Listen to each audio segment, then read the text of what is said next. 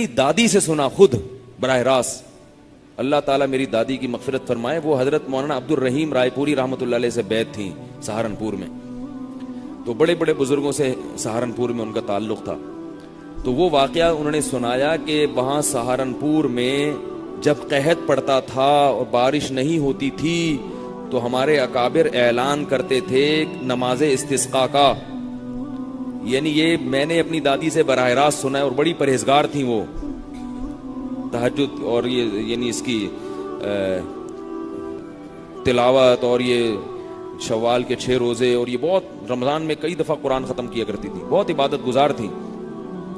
بس ان میں ایک چیز تھی, خبریں بہت اونچی آواز سے سنتی تھی صبح صبح, کیونکہ وہ اونچا سنتی تھی, وہ سمجھتی تھی ساری دنیا اونچا سنتی ہے, تو خبریں نا فجر کے بعد فل والیوم میں لگا کے بیٹھ جاتی تھی. وہ اتنا شور گھر میں ہوتا تھا, ہم کہتے تھے کان پھٹنے, ہم ہنسی بھی آ رہی ہوتی تھی یار یہ فجر کے بعد کیا ہو رہا ہے ہمارے گھر میں, ٹھیک ہے نا. تو انہوں نے براہ راست بتایا, انہوں نے کہا کہ ہم خلیل احمد وہ بزرگ تھے غالباً عبد الرحیم رائے پوری رحمۃ اللہ علیہ تھے, یہ کون تھے, کہ نماز استسقاء کا اعلان کرتے تھے. وہ ایک دفعہ نہیں ہے, انہوں نے بتایا متعدد بار. کہہ رہی ہم لوگ پھر عورتیں بھی جاتی تھیں اور پہلے سے دیگ کا انتظام ہوتا تھا کہ جب بارش ہوگی تو تمبو ومبو لگا کے کیا کھائیں گے, کھانا کھائیں گے. اتنا یقین ہوتا تھا بارش کا. بتاتی تھی پھر ہم لوگ جاتے تھے, روتے تھے اللہ کے سامنے اور گڑ گڑاتے تھے سب لوگ, یعنی مرد بھی عورتیں الگ ہوتی تھیں, گڑ گڑاتے تھے, کیونکہ حدیث میں آتا ہے نا اپنے جانوروں تک کو لے کے نکلو نماز استسقاء کے لیے, سب جاؤ اور اللہ کے سامنے اپنے گناہوں سے معافی مانگو.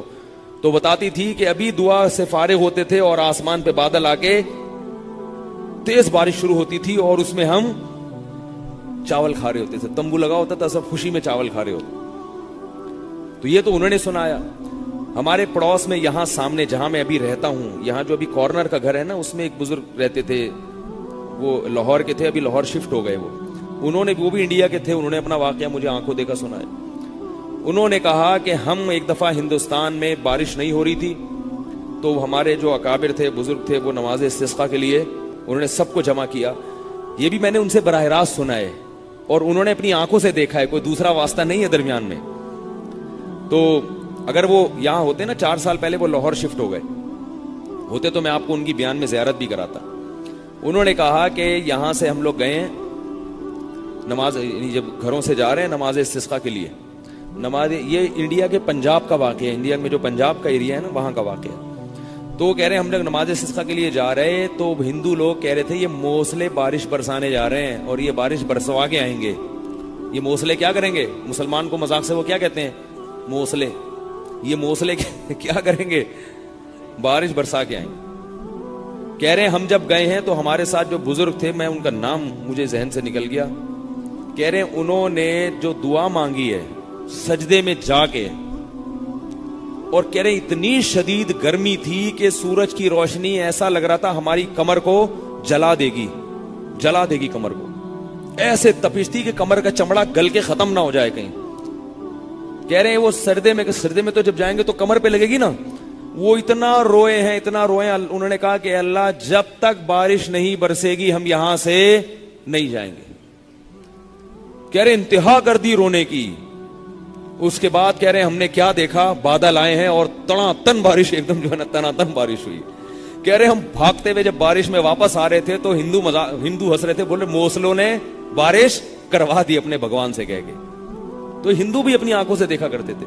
تبھی ہندو ہمارے بزرگوں کا بڑا احترام کرتے تھے, پتہ ہے آپ کو, بہت احترام کرتے تھے. بولے یہ بہت پہنچے ہوئے لوگ ہیں, یہ بھگوان سے جو مرضی بولیں, بھگوان ان کی بات.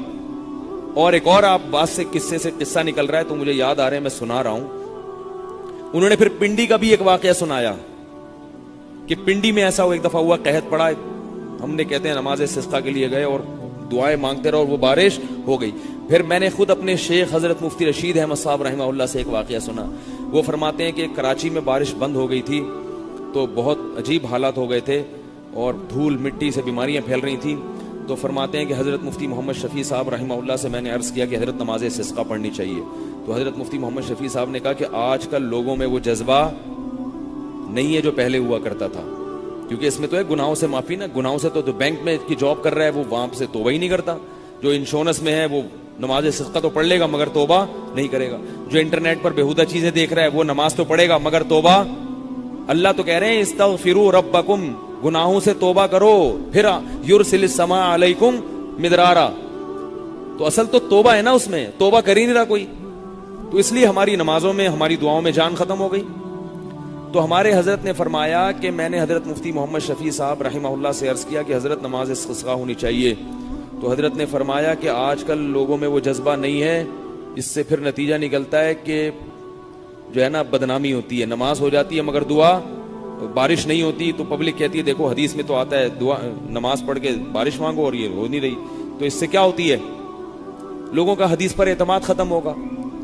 तो हम हजरत फरमाते हैं कि मैंने अर्ज किया कि हजरत ये जो सुन्नत है ये इसको तो हम नहीं छोड़ सकते, लोग बदगुमान होंगे।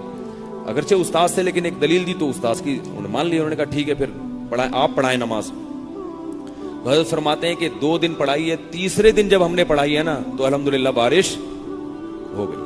तीसरे दिन गए हैं तो वापसी से पहले बारिश बरस गई। और हजरत फरमाते हैं मैंने हजरत मुफ्ती मोहम्मद शफी साहब रहमहुल्लाह से ये भी अर्ज किया कि हजरत हमारा तजर्बा ये है कि जब नमाज इस्तिस्का पड़ी है बारिश हुई है।